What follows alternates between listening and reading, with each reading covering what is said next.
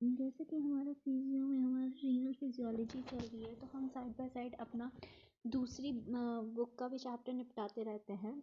तो वैसे ही हमने आज पदार्थ का पहला चैप्टर लिया है, जो कि है पदार्थ, आयुर्वेद एंड निरूपण। तो इसमें हमें नाम से ही पता चल रहा है हमें इसमें किसके बारे में पढ़ना है। सबसे पहले एक तो पदार्थ के बारे में, दूसरा आयुर्वेद के बारे में।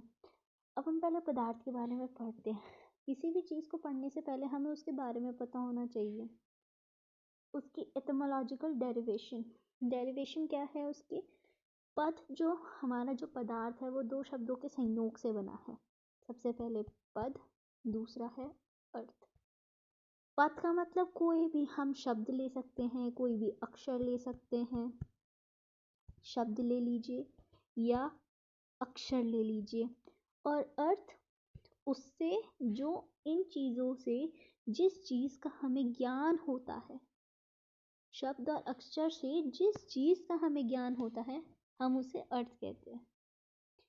तो यहाँ पे हमारे विभिन्न विभिन्न आचार्यों ने विभिन्न विभिन्न परिभाषाएं दी हैं, जिसमें से हमारे पास आचार्य चक्रपाणि के अनुसार सप्त पदार्थी के अनुसार और सुश्रुत के अनुसार दी गई है। आइए पढ़ते हैं। पदस्य अर्थ पदार्थ। तो अगर हम इसको पढ़ें तो इसमें ये है पदस्य, यह अर्थ, यहाँ संधि है, यानी पद और अर्थ, पदस्य और अर्थ। यहाँ अगर हम इसका संधि विच्छेद करेंगे तो हमें यहाँ अर्थ मिलेगा। तो इसका अर्थ ये, पद के अर्थ को पदार्थ कहते हैं। और सप्त पदार्थी के अनुसार देखें तो प्रमिति विषय पदार्थ, यथार्थ ज्ञान के विषय को पदार्थ कहते हैं। सुश्रुत के अनुसार यो अर्थो विहिति सूत्रे पदेव स पदार्थः, पदस्य पदयो व अर्थः। जो ये साइन होता है इसको हम अ ही प्रोनाउंस करते हैं, पदार्थः। अब सबसे इम्पॉर्टेंट चीज़ होती है इनके रेफरेंसेस, वो याद करने होते हैं, वरना इनके मार्क्स कटते हैं।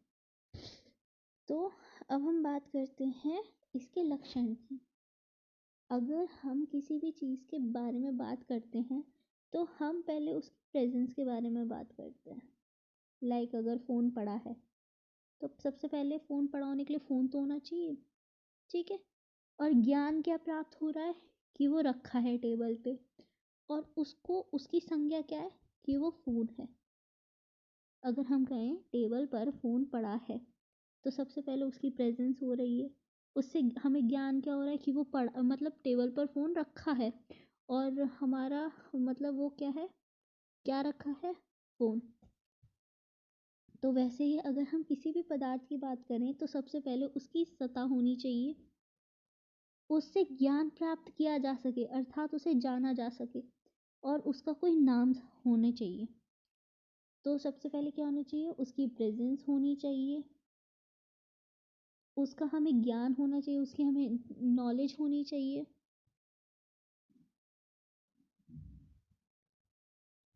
ठीक है। और उसका नाम होना चाहिए कि क्या है क्या नहीं।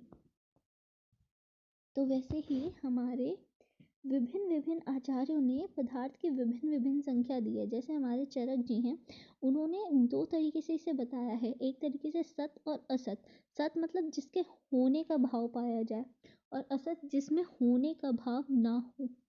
और इसको याद करने का एक राइम बना के हम कर सकते हैं, जैसे सामान्य विशेष गुण द्रव्य कर्म समवाय चरक। और वहीं पे अगर हम वैष्णिक की बात करें तो द्रव्य गुण कर्म सामान्य विशेष समवाय वैष्णिक। और ये मेरा तरीका है, आप अपने तरीके से भी याद कर सकते हैं। वहीं पे फिर नवनय आता है। नवनय के अनुसार 7 होते हैं, 6 भाव और 1 अभाव पदार्थ। सांख्य के अनुसार 25 तत्व होते हैं। अब ये 25 तत्व, पंच तन्मात्रा, पंच महाभूत कितने हुए, 10। एकादश इंद्रियां कितने हुए, 11। फिर उसके बाद अहंकार, पुरुष, मूल प्रकृति और महंत 4। तो ये हो गए 25 तत्व, ठीक है। इस पे कंफ्यूज मत होना और इसे याद कर लो, पुरुष, मूल प्रकृति, महंत, अहंकार, एकादश इंद्रियां, पंच तन्मात्रा और पंच महाभूत। देखो पदार्थ पूरी रटने की होती है, तो बेसिकली इसमें तुम्हें रटना ही है। योग के अनुसार अगर हम बात कर ले तो योग दर्शन हमारा ईश्वर तत्व है और उपरोक्त 25 तत्व है और ईश्वर तत्व। ज्ञान के अनुसार जीव अजीव आश्रव बंधव संवर्ग निर्जरा मोक्ष। अद्वैत वेदांत के अनुसार एक है ब्रह्म। ये था हमारा पदार्थ की परिभाषा, पदार्थ के लक्षण और पदार्थ की संख्या। अब हम बात कर लेते हैं आयु। देखो, आयु की एक परिभाषा, शरीर इंद्रिय सत्व आत्मा संयोग ध्यान जीवितम नित्यगः च अनुबंधश्च पर्याय आयु उच्यते। चरक सूत्र 1/42। ठीक है, इसका मतलब है आयु शरीर, यहाँ पे आयु का अर्थ है शरीर इंद्रियां सत्व आत्मा, इन सब के संयोग को आयु कहते हैं। ठीक है, अब एक बार यहाँ हम अलग अलग चीजों की परिभाषा दे रखे हैं। जैसे ऊपर यहाँ पर इसको धारी बोला गया है, जीवित बोला गया है, और नीचे वाली लाइन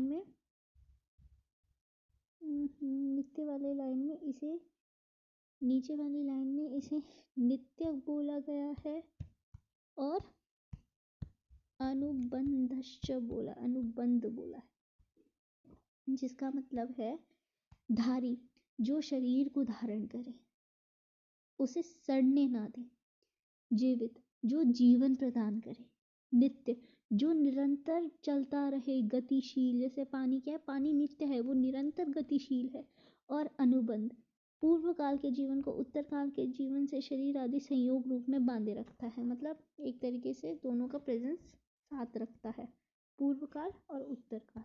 ठीक है, अब हम बात करते हैं आयुर्वेद की। हिताहितम दुखम सुखम आयुर्तजस्य हिताहितम मानम च तच्च यत्रोक्तम आयुर्वेदः उच्यते। अर्थात आयु के यहाँ पर 4 प्रकार बताए गए, एक हित, अहित, सुख और दुख। ये सारे हमारी आयु के प्रकार हैं। अब यहाँ पे जो हित का मतलब होता है खुद के लिए, मतलब जो कार्य हम अपने शरीर को स्वस्थ बनाने के लिए खुद के लिए करते हैं उसे हितायु कहते हैं। अहित, हित का विपरीत। सुखायु जो होती है दूसरों के लिए होती है। अब पहले हम खुद को स्वस्थ करेंगे, फिर उसके बाद दूसरों के स्वस्थ रखने के लिए कार्य करेंगे। दुख, सुख के विपरीत। जो मनुष्य प्राणी मात्र का हित हो, दूसरों के धन की इच्छा ना रखता हो, सत्यवादी हो, शांति प्रदान हो, विचार पूर्वक कार्य करने वाला हो, सावधानी पूर्वक धर्म कर्म अर्थ का पालन करता हो, क्रोध राग ईर्ष्या मद और अभिमान जन्य विधियों को धारण करने वाला हो, सदा। देखो, एक चीज की कंफ्यूजन मुझे भी हुई थी, क्रोध राग ईर्ष्या मद और अभिमान जन्य वेदों को धारण करने वाला हो, ये तो मतलब अच्छे नहीं माने जाते, यह गुण अच्छे नहीं माने जाते, तो इसका यहाँ मेंशन क्यों दे रखा है। वैसे तो मैंने जब हम पढ़ते थे ये, तो मैंने अपने टीचर से पूछा था, उन्होंने कहा था इंसान क्रोध ईर्ष्या और मद ये सब एक मतलब इंसान की पहचान होती है, इंसान के अंदर ये चीज़ें होती ही होती है, और मानो ना मानो कभी कभी ये सही भी एक्ट करती है और कभी गलत भी एक्ट करती है। जैसे कि अब ये है, कोई बच्चा क्लास में टॉप किया, उससे ईर्ष्या हुई, तुमने उससे डबल मेहनत करी तो तुम क्लास में टॉप मार गए, तो ये सही थी। अब तुम्हें उससे ईर्ष्या हुई, तुमने गलत काम किया, तो वो चीज़ गलत है। ठीक है, तो इन वेगों को एक तरीके से धारण करना इंसानी फितरत के लिए सही बताया गया है।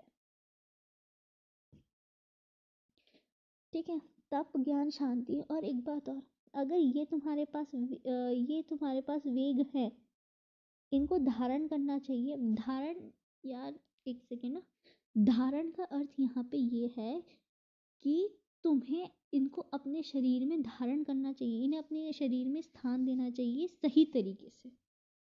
ठीक है, गलत तरीके से नहीं, सही तरीके से। तप ज्ञान और शांति के बाद तुम इन सब चीज़ों का प्रयोग ढंग से कर पाओगे। इसका अर्थ यहाँ पे ये है। आत्मविद्या का ज्ञाता हो, उसका अनुष्ठान भी करता हो, जो भी कार्य करता हो उन कार्यों को स्मरण पूर्वक इस मृत्युलोक और पृथ्वीलोक परलोक का ध्यान में रख कर करता हो, तो ऐसे मनुष्य की आयु हित करो। अब तुम्हें किसी से ईर्ष्या हुई है, मैं जानती हूँ ये अभी चलेगा, ये 1-2 दिन चलेगा। अब तुम्हें ईर्ष्या हुई है, मृत्युलोक और परलोक का ध्यान में रख के करोगे तो तुम खुद मेहनत करोगे,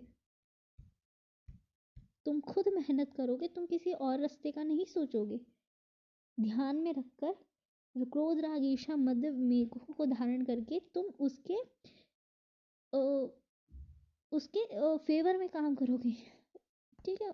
और इसके विपरीत आयु को अहित आयु कहा जाता है। अब सुख आयु की बात करते हैं। सुख आयु सबसे पहले क्या होती है, वो दूसरों के लिए होती है। शारीरिक और मानसिक रोगों से रहित, युवा, बलवीर, यश, पौरुष, पराक्रम संपन्न, ज्ञान विज्ञानम संपन्न, इंद्रिय एवं अर्थ संपन्न, प्रिय एवं रुचिकर पदार्थों का सेवन करने वाला तथा यथेष्ट विचरण करने वाला व्यक्ति के अनुसार आयु को सुखायु कहते हैं। इसके विपरीत दुखायु है, ठीक है। अब इसमें ये वाला श्लोक इतना इम्पोर्टेंट नहीं है, ये वाला आयु काम या माने धर्मार्थ सुख साधम आयुर्वेदो उपदेशु विधेय परमाधर। ये तुम्हें अष्टांग हृदय के पहले चैप्टर का 3रा श्लोक है। ये आयु की कामना करने वाले व्यक्ति को, जैसे अगर हमें स्वस्थ आयु चाहिए तो हमारे शास्त्रों के अनुसार हमें ब्रह्म मुहूर्त में उठना चाहिए और दैनिक आहार विहार सही करना चाहिए। जैसे हमारा आहार सही होना चाहिए, जैसे पिज़्ज़ा बर्गर, इससे हमें न्यूट्रिशन नहीं मिलता। तो हमें आयुर्वेद के उपदेशों का श्रद्धा से आदर करना चाहिए, तभी हमें धर्म, अर्थ और सुख साधन प्राप्त होंगे, ठीक है। अब आते हैं हम सिद्धांत के बारे में। सिद्धांतों नाम या सा परीक्षके बहुविधम परीक्षा हेतु भिषक साधयित्वा व्यस्थापते निर्णयः। चरक का विमान 8/37। यानी परीक्षा, देखो एक बार पढ़ लेते हैं। परीक्षकों के द्वारा अनेक बार परीक्षित विषयों की परीक्षा कर और हेतुओं के द्वारा उन परीक्षित विषयों को सिद्ध कर जो स्थायी निर्णय दिया जाता है, उसे सिद्धांत कहते हैं। सबसे पहले चीज़ें एक बार अप्रूव होती हैं, पर अगर किसी ने कोई चीज़ अप्रूव कर दी तो वो लोग उसके अगेंस्ट पहले खड़े हो जाते हैं कि कैसे की।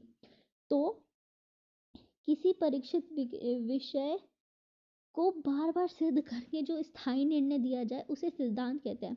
अब कोई भी लॉ बनता है तो वो एकदम से तो नहीं बनता। अगर न्यूटन ने लॉ ऑफ ग्रेविटी दिया था कि कोई चीज़ है जो नीचे खींचती है, तो सबने तो उसे पहले पागल बोला होगा, क्योंकि पहले साइंस इतनी डेवलप नहीं थी। तो जब उस पर बार बार रिसर्च हुई, बार बार मतलब उसको प्रूव किया गया, तब जाके वो लॉ बना है एक।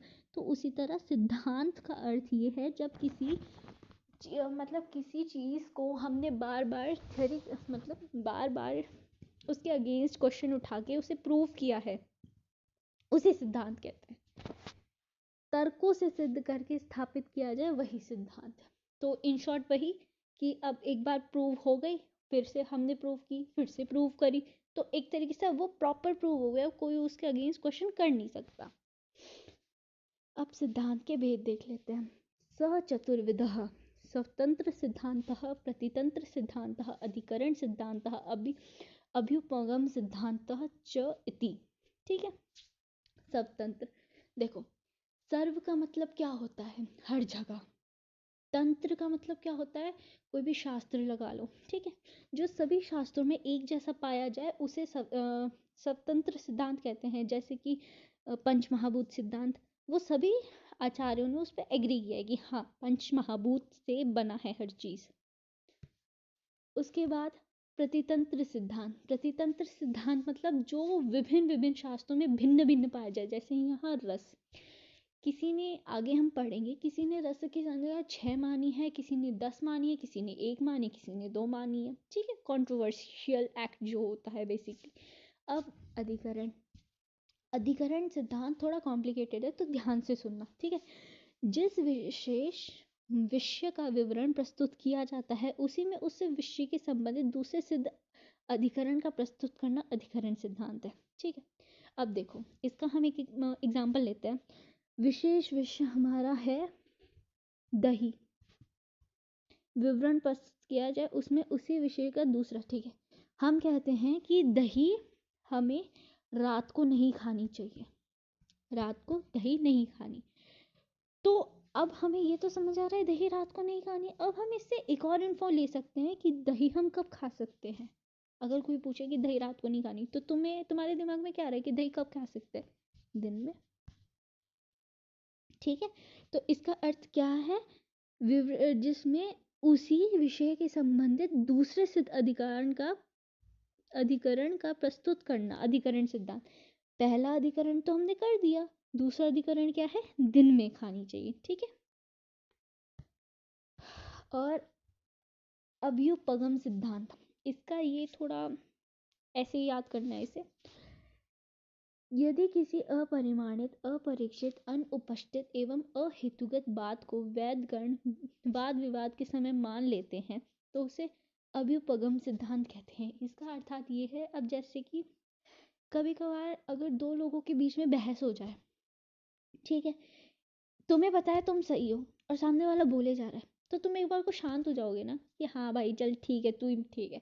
तो वही से न्याय, मतलब कोई भी अलॉजिकल और इररिलेवेंट बात को अपने डिबेट के दौरान एग्री कर देना कि हाँ चलो कि ठीक है तू ही सही कह रहा है, उसे अभ्युपगम सिद्धांत कहते हैं। जैसे अगर चिकित्सा की बात कर लेते हैं, जैसे नहीं चिकित्सा नहीं, मतलब प्रधानता मानना है, तो कभी हम या तो द्रव्य को प्रधान मान लेंगे, कभी गुण को प्रधान मानकर चिकित्सा कर लेंगे। ठीक है, मतलब आगे पढ़ेंगे ये हम चरक में पढ़ेंगे कि चिकित्सा जब हम करते हैं तो या तो हम द्रव्य गुण कर्म ऐसे ही करते हैं, जो हमने आगे पढ़ा था ना, द्रव्य गुण कर्म समवाय वाला, वही। तो कभी द्रव्य को प्रधान मान के करेंगे और कभी गुण को प्रधान मान कर करेंगे। अब फटाफट हम पंच महाभूत सिद्धांत देख लेते हैं। ठीक है, आयुर्वेद और उनके मूल सिद्धांतों का वर्णन देखो। सिद्धांतों का वर्णन तो यही है कि अगर तुम कभी भी किसी की चिकित्सा करोगे तो तुम्हें आयुर्वेद के सिद्धांतों का ज्ञान नहीं होगा तो तुम उसकी चिकित्सा नहीं कर सकते। तो इसे समझने के लिए इसके सिद्धांतों को करना आवश्यक है, वरना ये एक जड़ी बूटी शास्त्र बनकर रह जाएंगे। ठीक है, उसकी यही है। बाकी ये सारे सिद्धांत ये हैं, इसमें से हम पंच महाभूत पढ़ेंगे, षड्रस पढ़ेंगे, लोक पुरुष, साम्य, वैदिक पुरुष, ये भी त्रिदोष, सप्त धातु नहीं, धातु पोषण, हाँ ठीक है, सामान्य विशेष सिद्धांत वो आगे पढ़ेंगे। ठीक है, पचपंचक ये भी आगे पढ़ेंगे, नवद्रव्य आगे, अग्नि आर आगे आगे। चलो ठीक है, फटाफट देखते हैं हमारा पंचभूत। देखो, आचार्यों के अनुसार अगर कोई भी चीज़ है, जैसे हम अपना शरीर ले लेते एग्जाम्पल से, तो ये भी पंच भौतिक तत्व से बना है। पंच भौतिक, आकाश, वायु, अग्नि, जल, पृथ्वी। इंसान मतलब कोई भी लिविंग थिंग, ये किससे बनी है? 5 प्रकार के 5 महाभूत से, हमारे 5 महाभूत, जिसमें क्या आते हैं? आकाश, वायु, अग्नि, जल, पृथ्वी। ठीक है, और इस टेबल पे ध्यान मत दो अभी। ठीक है, अब देखो, आकाश, आकाश, इनके ये गुण याद करने पड़ेंगे हमें। इनके ये तो हमारे महाभूत हो गए, इनके गुण याद करने हमें। जैसे आकाश, आकाश का मतलब हम क्या समझते हैं? स्पेस। ठीक है, स्पेस से हम क्या ट्रैवल करते हैं? मतलब अगर हम कहते हैं कि हमारे शब्द को ट्रैवल करने के लिए एक मीडियम चाहिए, जो कि है air. Air act as a medium. अगर यहाँ पे वैक्यूम होगा तो हम नहीं बोल पाएंगे। तो same ways goes for it.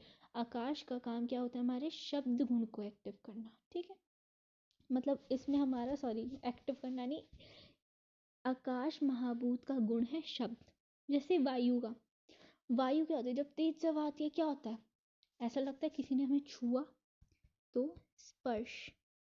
अग्नि, अग्नि, अग्नि से क्या होता है? अग्नि क्या प्रदान करती है? उजाला। उजाला को क्या कहते हैं? तेज। ठीक है, तेज से क्या होता है? रूप। जल, जल जल जल, कोई भी तरल पदार्थ क्या प्रोवाइड करता है? रस।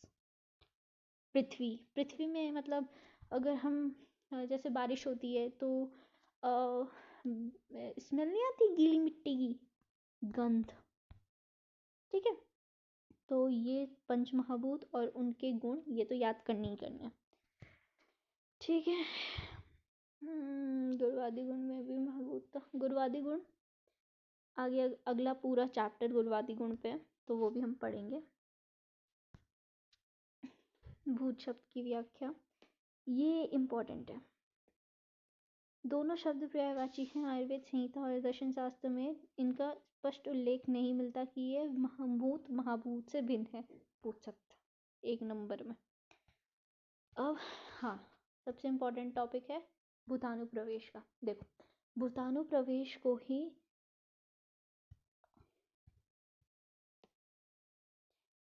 अनन्वनायु प्रवेश कहते हैं। ठीक है, इसका एक डायग्राम बना लेती हूँ मैं फटाफट से। इसमें भूतानुप्रवेश के अनुसार अगर हमारा कोई भी शरीर है, उसका जो आधा भाग होगा वो पर्टिकुलर एक महाभूत का होगा। ठीक है, और उसका बाकी आधा भाग बाकी के बाकी के 4 महाभूत में, ठीक है, डिवाइड होगा।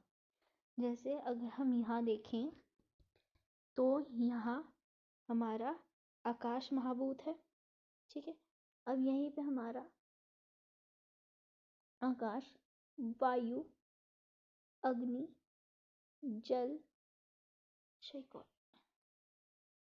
ठीक है, आकाश, वायु, अग्नि, जल, पृथ्वी, तो ये पूरा पंच महाभूत हो गया और इसमें एक गुण की प्रधानता होगी। सेम वे इसके साथ अब यहाँ वायु है तो आकाश यहाँ के डिवीजन में चला जाएगा।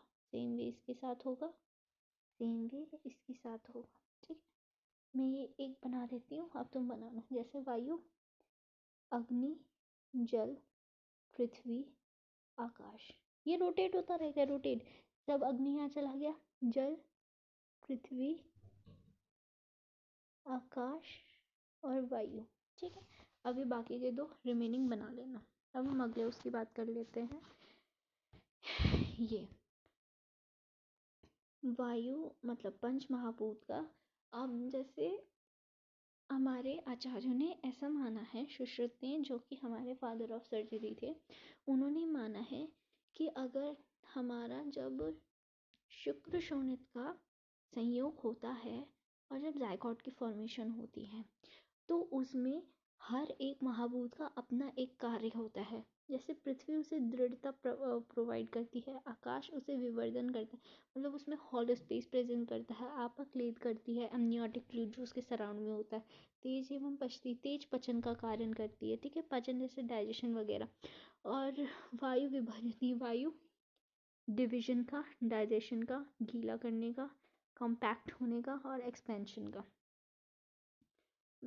एक्सपेंशन मतलब हमारा जो स्टमक होता है वो फूल जाता है, उसमें बेबी यू रोटेट करता रहता है। ठीक है, ठीक है, तो वो उसको स्पेस प्रोवाइड करने का कार्य आकाश करता है।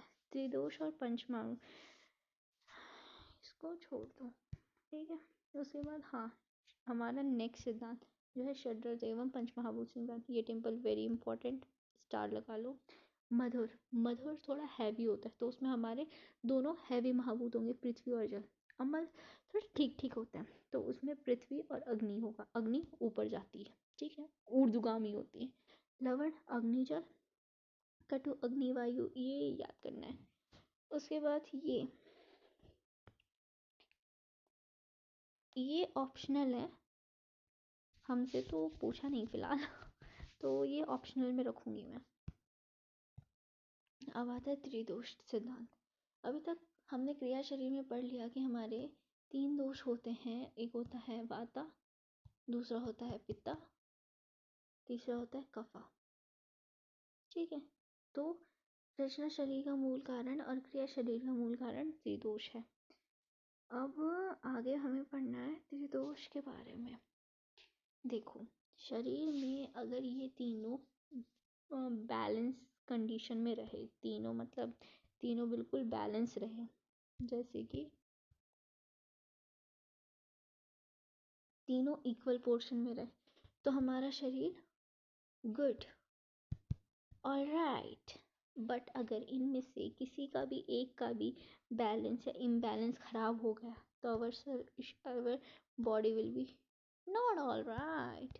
ठीक है, तो आओ इसके बारे में डिटेल हम उसमें पढ़ेंगे क्रिया शरीर में। यहाँ पे जस्ट एक इंट्रो है, ये सारे श्लोक इम्पॉर्टेंट हैं, ये याद करने पड़ेंगे। उत्साह उच्छ्वास निश्वास चेष्टा वेग परिवर्तन समज्ञतः च धातुषणामाणः पट्वीन च। अर्थात उत्साह एक्साइटमेंट, श्वास इनहेलेशन, प्रवाह एक्सहेलेशन, चेष्टा कोई भी किसी भी चीज़ की डिज़ायर। पुरुष हमारा फिशिस होता है वेस्ट मटेरियल। ठीक है, इस वेग की प्रवृत्ति रसाती धातु की उच्च गति एवं इंद्रियों के सनुयोग से अनुग्रहित करता है। मतलब सीधा साधा जो हमारा वात का काम होता है वो सारा वात सबसे पहले वात में कौन सा महाभूत प्रधान होता है? आकाश और वायु। तो जो हमारे शरीर में जितनी भी मूवमेंट का काम है वो सब वात के अंडर आता है। पित्त का, पित्त देखो उष्ण होता है, तो हमारे शरीर में जितना भी कॉन्फिडेंस, मेधा, धी वो सब पित्त के अंतर्गत आता है। जैसे ऊष्मा दर्शन, दर्शन हमारी आंखों में भी पित्त होता है। क्षुधा, तृष्णा, रुचि, कांति, मेधा, धी, शौर्य और शरीर से मृदुता लाने का कार्य पित्त द्वारा किया जाता है। अब श्लेष्मा का बेसिकली जो काम होता है, श्लेष्मा होता है हमारे जॉइंट्स, मतलब हमें एक दृढ़ता प्रदान करता है श्लेष्मा। ठीक है, दृढ़ता और संदिग्ध उत्पन्न करता है, संधि बंधनों को सुनिश्चित करता है, शरीर को सहिष्णु बनाने का कार्य कफ का करता है। सुंदर, दृढ़ और सुंदर, दृढ़, आकर्षक,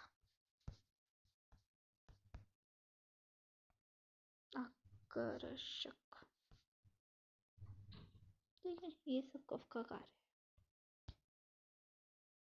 है। अब सदृश सिद्धांत की बात करते हैं। देखो जो मैं तुम्हें पढ़ा रही हूँ ना वो इम्पोर्टेंट है। ठीक है, जो एडिशनल इसमें बहुत श्लोक है, बहुत श्लोक, इतने श्लोक याद नहीं होते इंसान से। इनफैक्ट ये पूरी टेबल तुम्हें याद करनी है तो तुम श्लोकों से ज़्यादा इसमें टेबल पे फोकस करो, क्योंकि इसमें अलग अलग आचार्यों ने अलग अलग रस की संख्या मांगी तो वो तुम्हें याद होना चाहिए। हम बेसिकली आत्रेय का पढ़ते हैं कि इन्होंने 6 रस की संख्या मानी है, मधुर, अम्ल, लवण, कटु, तिक्त, कषाय। पर तुम्हें ये भी याद होना चाहिए कि कौशिक ने कितनी संख्या मानी है, कौन सी नहीं। ठीक है,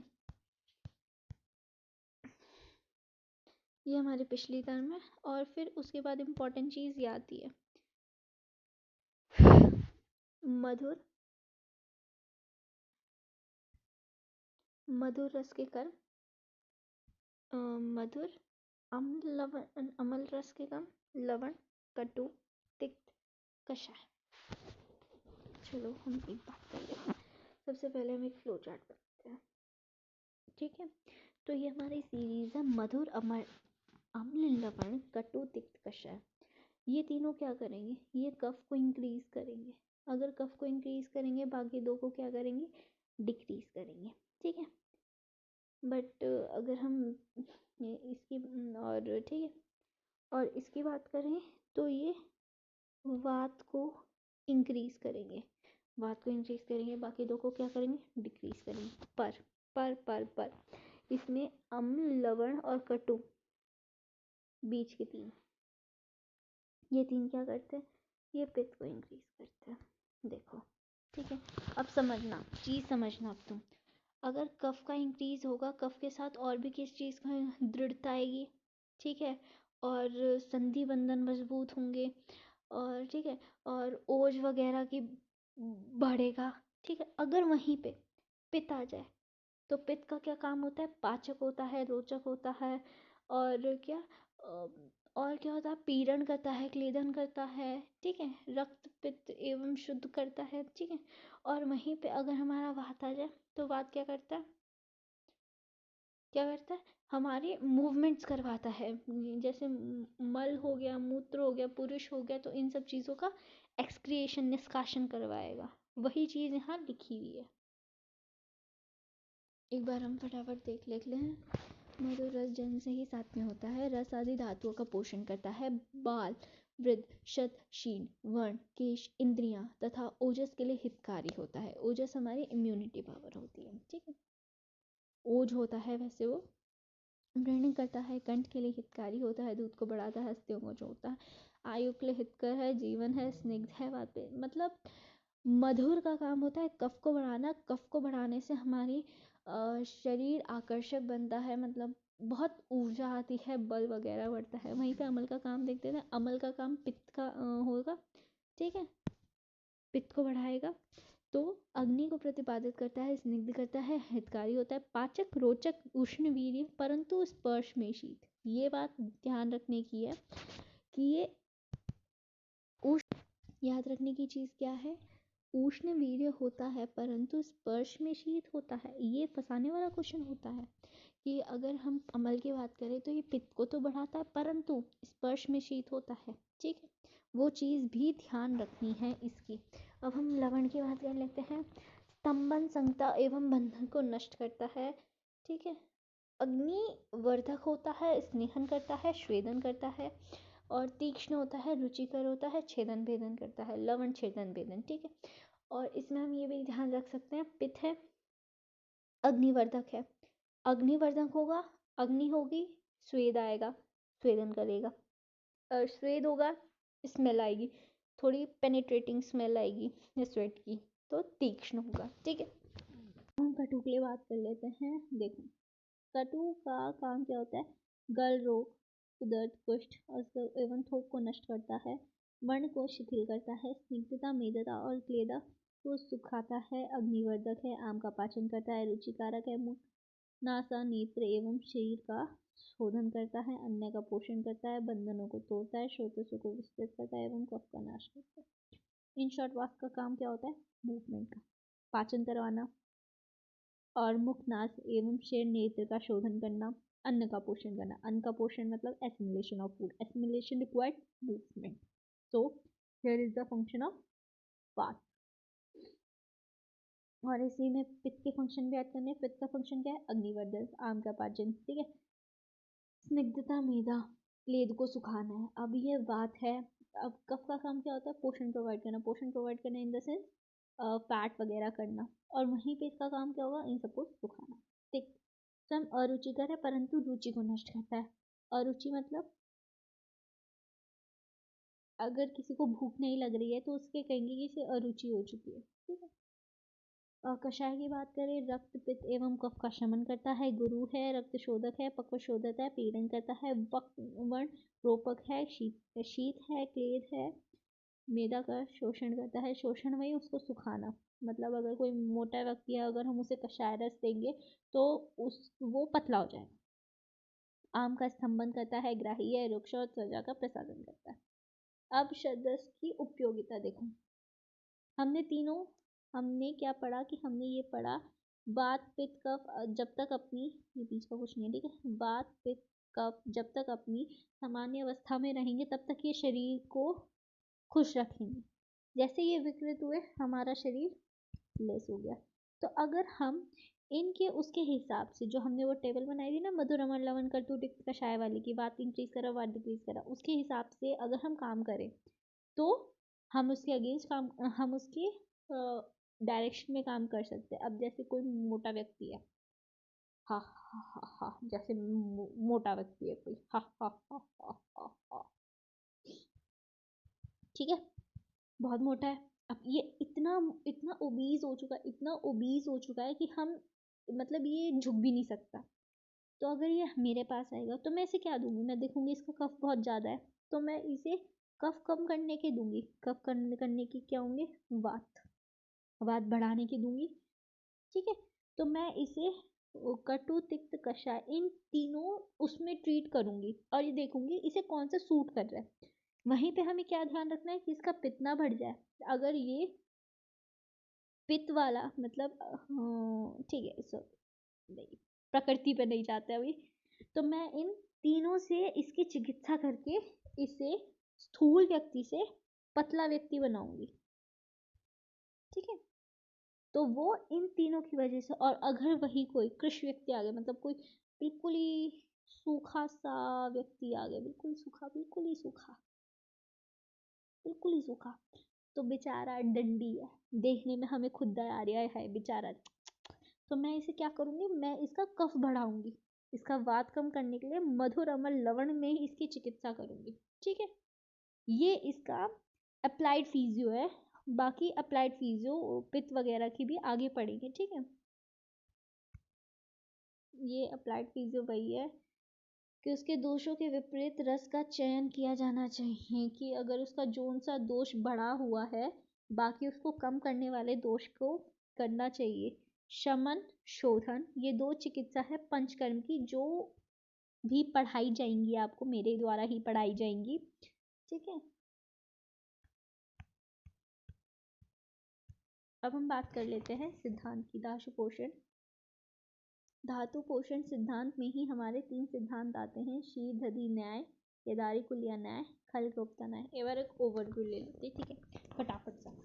शीर दधि न्याय, इसका मतलब है लॉ ऑफ ट्रांसफॉर्मेशन, एक चीज से दूसरी चीज बनना, दूसरी से तीसरी, तीसरी से चौथी, चौथी से पांचवी, पांचवी से छठी, ठीक है। अब यहाँ क्या है, यहाँ क्या बोला गया है, फटाफट देखते हैं। यहाँ पे इसका एग्जाम्पल ये दे रखा है, जैसे दूध से दही बनता है, दही से नवनीत बनता है, नवनीत मतलब अमूल मक्खन, नवनीत से घी बनता है, घी से घृत मंडक बनता है। घृत मतलब कोई भी घी से बनी हुई मिठाई ले लो या कुछ भी ले लो, ठीक है। तो इस प्रकार एक धातु बनने के लिए वो उपधातु अपने अपने उत्तर धातु में बढ़ती रहती है, जिससे एक धातु का निर्माण होता है। दोबारा बनाओ, पूर्व धातु से उत्तर धातु की उत्पत्ति होती रहती है, जिसके कारण हमें एक अंत में एक धातु मिलती है। अब इसमें एक और चीज मैं पढ़ाने जा रही हूँ, जो कि क्या पता आपके लिए नहीं हो, क्या पता आपने पढ़ ली हो, वो है ये सप्त धातु। हमारा रस, जो कि हमारे आहार से हमें पोषण मिलता है, न्यूट्रिशन मिलता है, वो उससे रक्त का निर्माण होता है। पूर्व धातु से उत्तर धातु की उत्पत्ति होती रहती है। रक्त से मांस का, मांस की पूर्व धातु क्या है, रक्त। मांस से मेद का, मेद से अस्थि का, अस्थि से मज्जा का, मज्जा से शुक्र का निर्माण होता रहता है। ये मुझे नहीं पता, शायद आपने पढ़ा भी हो, शायद नहीं भी पढ़ा हो किसी किसी ने, तो वही चीज़ है यहाँ। तो हमारा लॉ ऑफ ट्रांसफॉर्मेशन में बेसिकली यही है कि पूर्व धातु से उत्तर धातु का होता रहता है। और जैसे अगर हमारा रस से रक्त बनेगा, तो जो बीच में हमारी अग्नि होगी वो रसाग्नि होगी। अगर रक्त से मांस बनेगा तो हमारे बीच में रक्ताग्नि होगी, ठीक है। और यहाँ केदारीकुलिया न्याय में लॉ ऑफ ट्रांसफॉर्मेशन, हमारा रस, रक्त और मांस को न्यूट्रिशन कैसे मिलता है। हमारा जो आहार रस है, हमारा जो आहार रस है, उसी से हमारी रक्त धातु, रस धातु और मांस धातु को पोषण मिलता है। जिस प्रकार खेत में संचित नाली का जल समीप के खेतों को संचित कर क्रमशः दूसरे खेतों को संचित करता है, उसी प्रकार आहार रस भी विभिन्न विभिन्न मार्गों से रसादी धातुओं को उन धातुओं के समान अंश से पोषित करता है। जो समीप धातु है उसका शीघ्र होता है, और जो दूर है वो तो देखो, वो तो सेब की बात है ना। जैसे अगर एक पॉन्ड है, पॉन्ड के बगल वाली मिट्टी तो बिल्कुल ही गीली होगी, लेकिन उसके पास वाली में भी तो थोड़े बहुत पॉन्ड्स के पार्टिकल मिले ही होंगे ना, हाँ कि ना। तो वही वाली है, हमारा जो आहार रस है वो पोषण तो करेगा, लेकिन समीप की चीज़ों को जल्दी पहुंचाएगा और दूर की चीज़ों को थोड़ा चिट्ठी लेट से पहुंचेगी। अब यहीं पे खले kofta, law of selective nutrition, जैसे ये आ जाए ना खले कोफ्ता, ये दिखा देना, कबूतर दाना चुगते हुए तुम्हारे उसमें आने चाहिए। देखो इसका मतलब ये, अगर हमारा जो भी हम आहार रस करेंगे, रस को अलग चाहिए, रक्त को अलग चाहिए, मांस को अलग चाहिए, मेद को अलग चाहिए, तो वो मतलब पोषण तो सबके पास सामान्य जाएगा, लेकिन उन्हें जो जो चीज़ चाहिए होगा। अब जैसे कि एक डब्बा आया, ठीक है, उसी में रसमलाई है, काजू कतली है और गुलाब जामुन है और सफ़ेद रसगुल्ले है। हर किसी के पास गए, हर किसी को मिले, पर किसी किसी का ये होता है ना कि पहले ये ख़त्म कर दूँ, फिर वो खाऊंगा, फिर ये ख़त्म कर दूँ, मतलब कोई कोई सिलेक्टिव होता है ना कि ना मुझे तो यही खाना है, यही करना है, तो वही चीज़ यहाँ आ जाती है। ठीक है। लोक पुरुष सामान्य सिद्धांत, ये सिद्धांत बहुत इंटरेस्टिंग है, मुझे पर्सनली बहुत इंटरेस्टिंग लगता है। इसमें हमें रियलिटी दिखाई जाती है। इस सिद्धांत को मोक्ष की प्राप्ति का मार्ग बताया है, सबसे इम्पोर्टेंट। ठीक है। इसका अर्थ ये है, अगर हम लोक में जितने भाव हैं उतने ही विशेष पुरुष में होते हैं, और जितने विशेष पुरुष में होते हैं उतने ही भाव लोक में होते हैं, ये याद करना है। ठीक है। यावन्तो हि लोके मूर्तिमानो भाव विशेषतः सद्वान्तः पुरुषे यावन्तः पुरुषे तावन्तः लोका इति। ये तो देखो याद ही करना है। यावन्तो हि लोके मूर्तिमान तो भाव विशेषतः सावन्तः पुरुषे यावन्तः पुरुषे तावन्तः लोके इति, ये तो याद करना है। चरक शरीर 4/13। और ये टेबल भी पूरी याद करनी है। पदार्थ में जितना हो सकता है टेबल रटो। टेबल मोस्ट इंपॉर्टेंट है। अब मैं इसे तुम्हें याद करने का एक तरीका बताती हूँ। पृथ्वी, आप, अग्नि, यह है पंचमहाभूत। कृतयुग, त्रेतायुग, द्वापर युग, कलयुग, युगांत, ये तो पता होगा किसी को। हमारे युग कितने बताए हैं? 4 युग हैं और 1 युगांत है, युग का अंत। अब इसके बाद ब्रह्मा, इंद्र। इंद्र क्या होता है? देवताओं के राजा। इंद्र के नीचे सूर्य, सूर्य के नीचे रुद्र, रुद्र के नीचे सोम और वसु। ठीक है, हो गई ये याद हो गए। ब्रह्म, इंद्र, सूर्य, रुद्र, सोम, वसु। अब उसके बाद इन युग की शुरुआत से पहले किसका निर्माण हुआ? सृष्टि का। सृष्टि का निर्माण किस में हुआ? उजाले में, ज्योति में। ज्योति कब आई? जब अंधेरा हटा। ये अंधकार है। तम का मतलब क्या होता है? अंधकार। अंधकार पे क्या आया? ज्योति। ज्योति के आते ही क्या हुई? सृष्टि। सृष्टि का निर्माण हुआ तो कितने युग बने? 4। फिर क्या हुआ? युग खत्म। कुछ था याद करने का इसमें?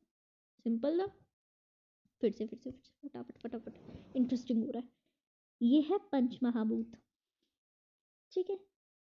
ब्रह्मा ने इंद्र को नियुक्त किया। इंद्र के नीचे सूर्य, सूर्य के नीचे रुद्र, रुद्र के नीचे सोम। ये सारे हमारे देवता के नाम है वासु तक। ठीक है।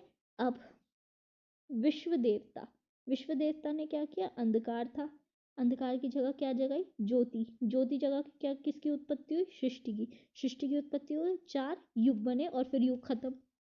अब बीच में तुम्हें ये अश्विनी कुमार याद करना पड़ेगा। इसका थोड़ा मुझे समझना है, इसको मैं इंक्लूड कैसे करूँ। अब तुम्हें मैं ये बताती हूँ कि मुझे ये सिद्धांत पसंद क्यों है। देखो, सिद्धांत का प्रयोजन बताते हुए आत्रेय महर्षि कहते हैं कि लोक को अपने में और अपने को लोक में सामान्य रूप से देखना चाहिए। इसका अर्थ ये है कि अगर मैं जिस रूप से चींटी मुझे देख रही है, मुझे उसी रूप से चींटी को देखना चाहिए। अगर मैं सोचती हूँ कि चींटी मुझे ना काटे तो मुझे भी उसके रिस्पॉन्स में क्या करना चाहिए? चींटी को जीवन दान देना चाहिए। चींटी को चूटी नहीं बननी चाहिए। ठीक है। तो उससे सत्ता बुद्धि उत्पन्न होती है। संपूर्ण जगत को अपने में देखने से हमें यह ज्ञात होता है कि हमारे सुख और दुख के कर्ता हम स्वयं ही हैं, अन्य कोई नहीं। This is the harsh reality but you have to accept it. ये भी थोड़ा इंटरेस्टिंग सिद्धांत है, व्याधित्व रूपीय सिद्धांत। इसमें ये होता है, ये 2 प्रकार का होता है, गुरु व्याधि और लघु व्याधि। गुरु व्याधि का अर्थ ये होता है कि जिन लोगों को बहुत बड़ी बीमारी हो परंतु अपने मन, बल और शरीर के उत्तम भाव से युक्त होने के कारण छोटी व्याधि से ग्रस्त हो, ऐसा प्रतीत होता है। अब जैसे किसी को बहुत तगड़ी बीमारी हो गई है, लाइक कह सकते हैं कुछ भी तगड़ी बीमारी, बट वो ऐसे बिहेव करता है like he is okay, he is like quite stable, and तो उससे ऐसा लगता है कि इसे कोई बीमारी ही नहीं है, लेकिन वो चीज़ भी गलत है। उससे जो डॉक्टर है वो एग्जामिन नहीं कर पाता।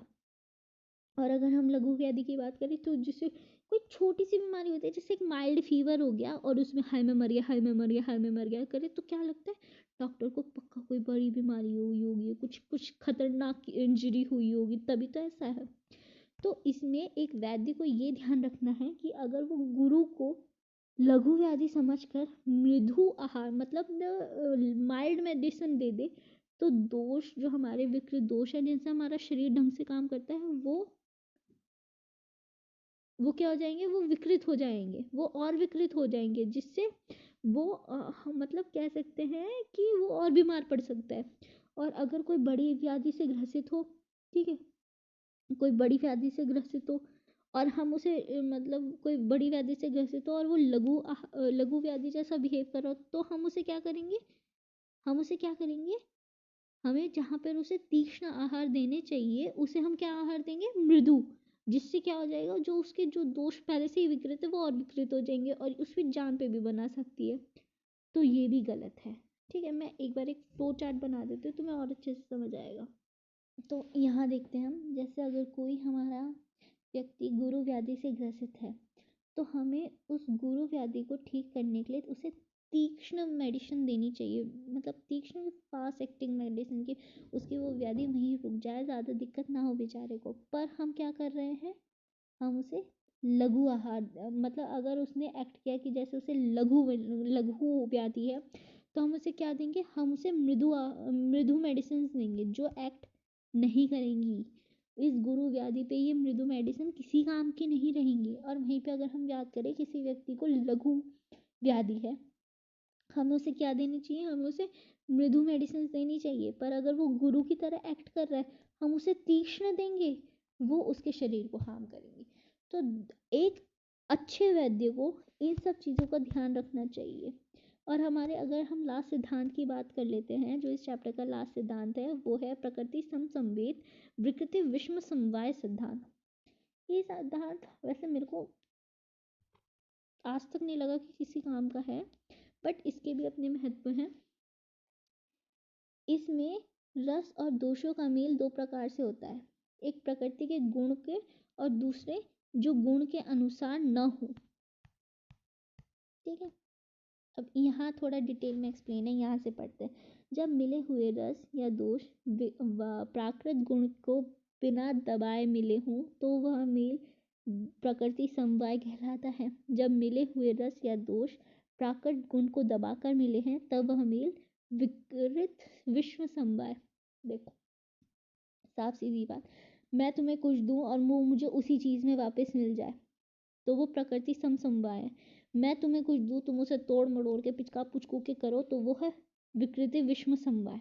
इसका एग्जाम्पल ले लो, बैंगन। हाँ, बैंगन का जो रस होता है वो कटु और तिक्त है। कटु तिक्त होने के कारण क्या है, मधुर अमल लवण कटु तिक्त कषाय। ठीक है, तो कटु तिक्त क्या होना चाहिए, वात को बढ़ाने वाला। हाँ, ये तो सही है, लेकिन ये क्या करता है, वात का शमन। समझे या नहीं समझे, चलो फिर से समझाते हैं, रुको एक सेकेंड। अभी हमने षड्रस सिद्धांत में ये पढ़ा था, मधुर अमल लवण क्या करते हैं, कफ को बढ़ाते हैं, कटु तिक्त कषाय क्या करते हैं, वात को बढ़ाते हैं। अब हमारा बैंगन है जो बहुत बच्चों को पसंद होगा और मुझे तो पर्सनली बिल्कुल पसंद है नहीं। इसका काम, इसमें जो गुण पाए जाते हैं वो होते हैं कटु और तिक्त, ये बैंगन के गुण है। तो इसका मतलब क्या होना चाहिए, इसे वात को बढ़ाना चाहिए, पर ये क्या करता है, वात को कम करता है। तो उसी तरह ये किसका एग्जाम्पल है, ये है विषम समवाय संयोग। ठीक है, इसका ये है एग्जाम, इसका अर्थ ये है। तो हमने पढ़ लिया, बेसिकली हमने अपना फर्स्ट चैप्टर कंप्लीट कर लिया। Finally guys congratulation. देखो पदार्थ में तुम कितने श्लोक याद कर लो, कितने भी, अनलिमिटेड श्लोक, लेकिन इसमें पदार्थ में जिस चीज़ का काम है वो है विभिन्न विभिन्न आचार्यों ने क्या क्या मांगा है, ठीक है, उसके अनुसार कार्य करना है हमें। ठीक है, चलो गाइस अभी के लिए इतना ही, बाय बाय गाइस।